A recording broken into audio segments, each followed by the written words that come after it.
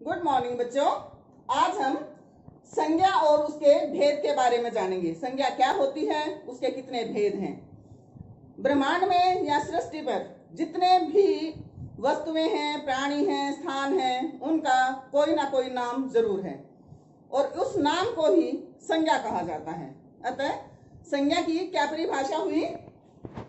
किसी व्यक्ति, वस्तु, स्थान, प्राणी, भाव आदि के नाम को संज्ञा कहते हैं।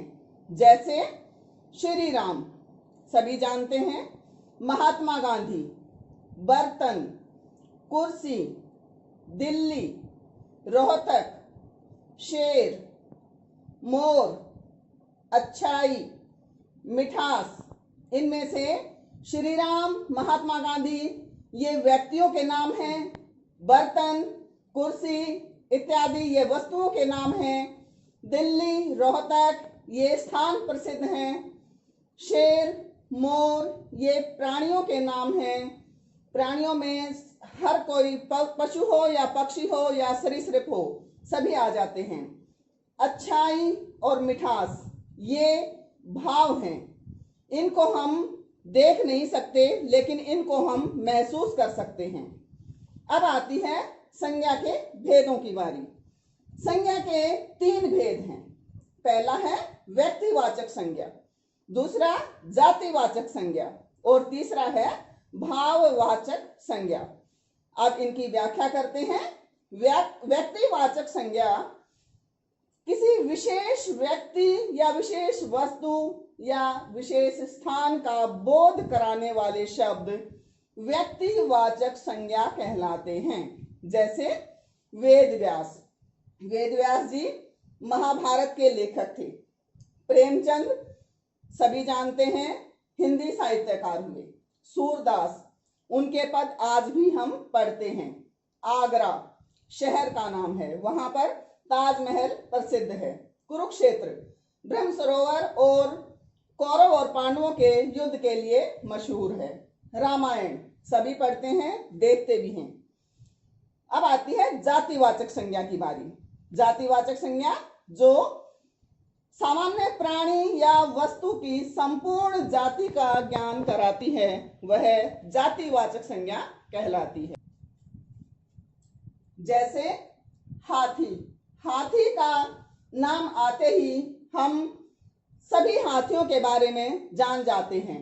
वृक्ष का नाम आते ही हमें स्पेशल जो पेड़ होते हैं उनके बारे में जानकारी मिलती है कि लंबे होते हैं, चौड़े होते हैं, उनकी शाखाएं होती हैं।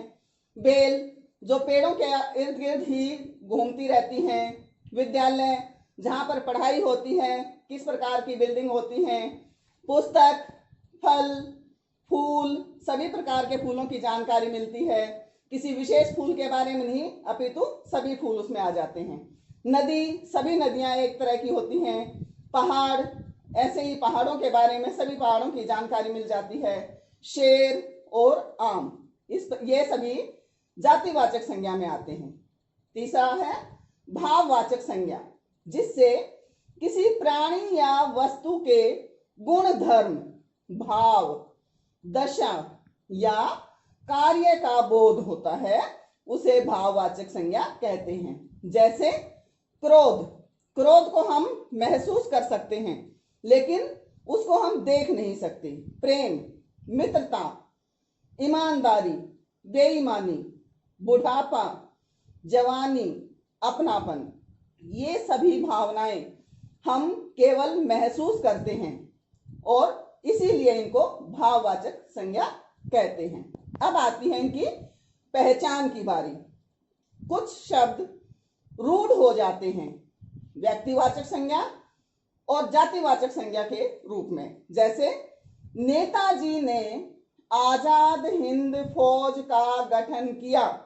यहाँ पर नेताजी व्यक्ति विशेष के लिए प्रयोग किए गए हैं, जो थे सुभाष चंद्र बोस जी, इसलिए यह व्यक्तिवाचक संज्ञा है। लेकिन नेताजी केवल चुनाव के समय ही आते हैं। यहाँ हम सभी नेताओं के बारे में बात कर रहे हैं, किसी विशेष व्यक्ति के बारे में नहीं कह रहे हैं। इसलिए यहां नेताजी जातिवाचक संज्ञा है। सूरसागर सूरदास जी की रचना है, अर्थात सूरदास जी ने सूरसागर लिखी है, इसके लेखक सूरदास जी हैं। यहाँ पर ये व्यक्ति विशेष हैं, इसलिए यहाँ व्यक्तिवाचक संज्ञा है। लेकिन इस सूरदास को सड़क पार कराने की कृपा करें, यहाँ पर सूरदास अंधे व्यक्ति के लिए प्रयोग किया गया है। यह नाम नहीं है, यहाँ केवल पहचान है उसकी, अतः यहाँ जातिवाचक संज्ञा प्रयोग की गई है। इसी प्रकार कुछ अन्य हैं, जैसे धृतराष्ट्र कौरवों के पिता थे, तो वहां पर अकेला धृतराष्ट्र अगर आता है तो व्यक्तिवाचक संज्ञा है।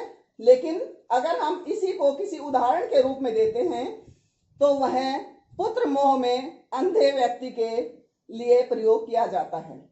यहाँ विभीषणों की कमी नहीं है, जयचंदों की कमी नहीं है, इनको हम देशद्रोही के नाम से जानते हैं, उदाहरण में देते हैं। रावणों की कमी नहीं है, अर्थात बुराई का प्रतीक मानते हैं रावण को। लेकिन अगर लंका का राजा रावण प्रयोग किया जाता है तो वह व्यक्तिवाचक संज्ञा आएगा, और रावणों का तो वहां पर जातिवाचक संज्ञा। महाभारत अगर हम ग्रंथ की बात कर रहे हैं तो वह व्यक्तिवाचक संज्ञा में आएगी। लेकिन अगर हम किसी के घर के बारे में बात कर रहे हैं कि इनके घर में रोज रोज महाभारत छिड़ी रहती है, तो वहां पर जातिवाचक संज्ञा के रूप में प्रयोग की जाती है। अब जातिवाचक के दो और भेद होते हैं। द्रव्य अर्थात जिन पदार्थों को हम नाप तोल सकते हैं वे द्रव्य कहलाते हैं, और समूहवाचक शब्द जो झुंड में होते हैं, कई एक साथ होते हैं, उन्हें भी जातिवाचक संज्ञा में ही पढ़ा जाता है, माना जाता है। जैसे द्रव्य में आती हैं धातुएं जिनसे अन्य वस्तुएं बन जाती हैं, जैसे सोना, चांदी, लोहा, पीतल आदि। लकड़ी किसी एक तरह के वृक्ष की नहीं होती, बहुत तरह की लकड़ियां होती हैं। दूध भी एक प्रकार का नहीं होता, गाय, भैंस, बकरी वगैरह अलग अलग तरह का होता है। दाल भी एक तरह की नहीं होती, अलग अलग प्रकार की होती है। आटा भी अलग अलग अनाजों से बनता है। तेल अलग अलग तरह से बनता है। अब आती है समूह की बारी। एल्बम किसको कहते हैं? जिसमें बहुत सारे चित्र हों। कक्षा जिसमें बहुत सारे विद्यार्थी हों। माला फूलों की माला होती है, नोटों की भी होती है। गुच्छा चाबियों के लिए मशहूर होता है और अंगूरों का भी गुच्छा होता है। मंडली गायकों की होती है। पुंज तारे और नक्षत्रों के लिए प्रयोग किया जाता है। श्रृंखला पर्वतों की होती है। छत्ता मधुमक्खियों और बिरडों के लिए प्रयोग होता है। गड्डी नोटों की होती है। गिरोह डाकुओं का होता है। रेवड़ भेड़ बकरियों के लिए प्रसिद्ध है। कुंज लताओं के लिए प्रयोग किया जाता है।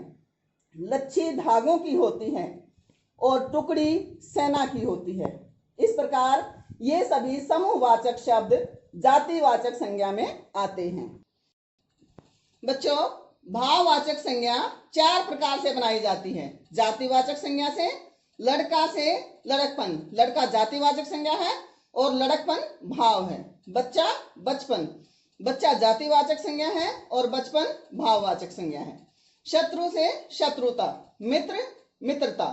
इसी प्रकार विशेषण से भी भाववाचक संज्ञाएं बनती हैं, जैसे सुंदर से सुंदरता, वीर से वीरता, मीठा से मिठास, बूढ़ा से बुढ़ापा, जवान से जवानी, ईमानदार से ईमानदारी।